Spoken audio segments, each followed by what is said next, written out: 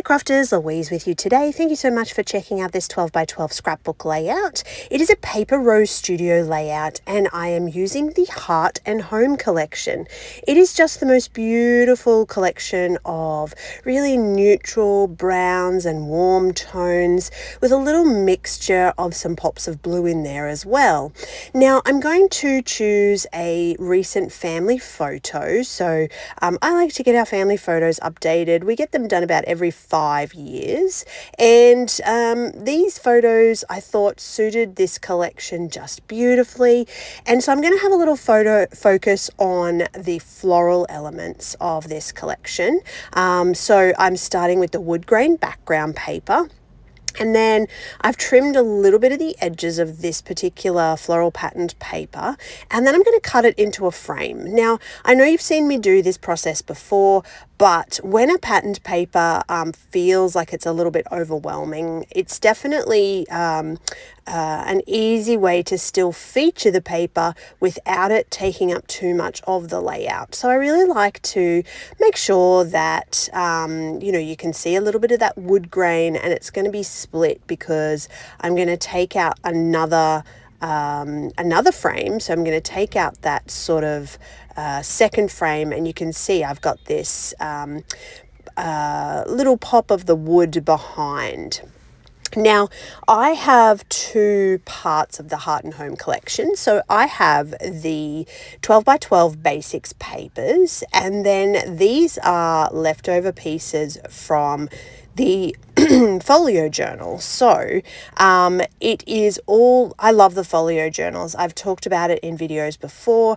It gives you such a great mix of embellishments and background pieces that you can use for layering. So I am a really big sort of layering person. I like to have clusters around my photo. I like to have layered pieces, and it suits my scrapping style to have this combination of the elements, so the paper pieces that you can use. And as you can see, I'm pulling out just lots of different ephemera pieces. They're all pre-cut, and it gives you a really great base to work on. So for me, it's a fantastic collection to use.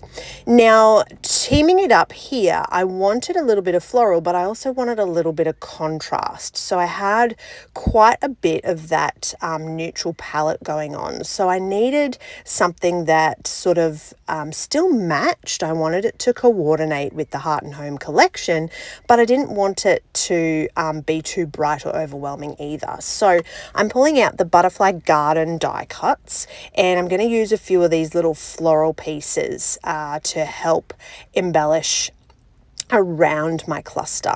So here we go. Let's get to building this and how it's all going to come together. And you can see that you've already seen the final product of the layout where the outer frame actually gets flipped around.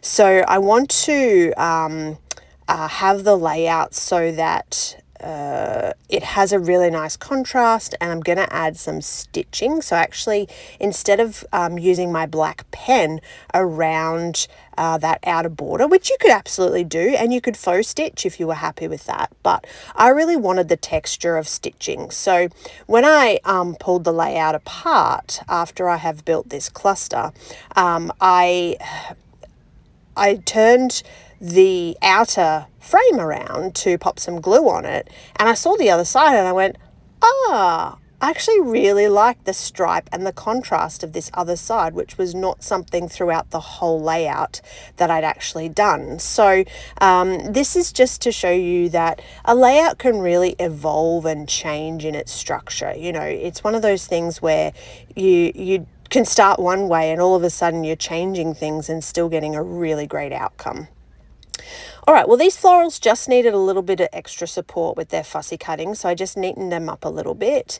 And then I'm just going to gently ink the edges in black. Now, in hindsight, I probably should have used a more neutral palette, so I should have used a brown to help them to sort of coordinate. But I do like how the black just lifts them. I think black is a really easy way to create shadow around your elements, and it can highlight them in quite a busy background. So yeah, the black, you know, it's a personal preference. I like the black, and some people will want to do them in those more natural, neutral palette. So essentially with these little die cuts, I will pick and choose if I want to, you know, just fussy cut them a little bit more. Sometimes I'll trim just a little bit of the white off of them. Sometimes I like them with quite a lot of white. Again, it really comes down to personal preference. So the idea of whenever I'm sharing a process layout with you, sometimes it'll be about sharing a product. So it might be that I want to really highlight something new that I've gotten to play with, or something that I really think is a pretty collection. Sometimes it might be a technique or a little strategy that you can use in your own scrapping. So I hope that you always find these videos valuable. You know, I love watching other people's YouTubes to see what they're doing and how they're creating, and picking up tips and inspiration. So that's sort of what I aim to do personally when I'm creating. All right, well, this cluster is starting to come together. You can see that I have also to mounted my photo. So again, I wanted it to stand out a little bit more. So I pulled out some black card from the Blueprints collection from Paper Rose, and it's just that more intense kind of border around my photo and my cluster. I'm going to mount that onto some cardstock as well, and that's just going to add a little bit of dimension into that background. So keeping it super simple, adding lots of layering. You've seen me do this before. I do like to tuck a doily, particularly when I'm working on sort of a more pretty floral enhanced layout where, yeah, I've got that floral aspect and I've got a really pretty photo, like in this case. That's, to me, something that works quite beautifully, is having just that breakup of your square photo, square background, pop a doily in there, and it looks quite sort of finished in the clustering. All right, now I had the idea that I was going to centralize this cluster, but I decided I'm actually going to pop the cluster at the top and make a secondary cluster down the bottom. But before that, I'm sort of struggling a little bit at this point. I'm thinking, all right, I need something. What does this layout need just to take it to that more finished next level? And one of my go-tos at the moment really comes down to like doodling with pens. I just love a black pen. I love the effects that you can get, how far you can take it. You can really get quite detailed. And so I'm going to doodle around this inner circle. And as I said, it's at this point where I'm thinking, oh, okay, I'm going to go ahead and stitch around that outer, I called it a circle, it's not a circle.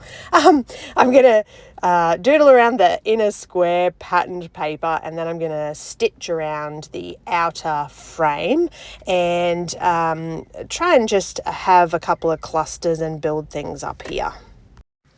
I really do like my little foam mounting squares too. I'm almost out of these, so it's definitely time to go ahead and pick up some more. But this is where the layout starts to come into itself. We start to build this secondary cluster in that bottom right-hand corner, and the bigger cluster with the photo is going to go up in that sort of upper left-hand section, and really just tucking in little bits and pieces here and there. So you can see I've got that little fussy cut butterfly.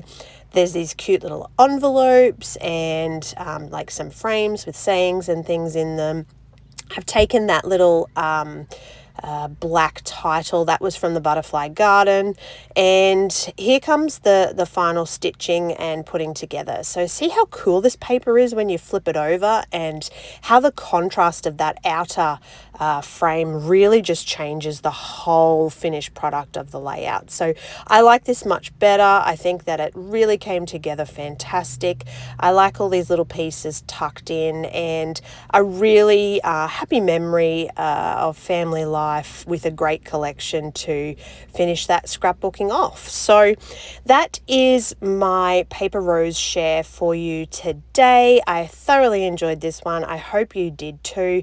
Thanks for sticking with the video and checking it out. As always, happy scrapping.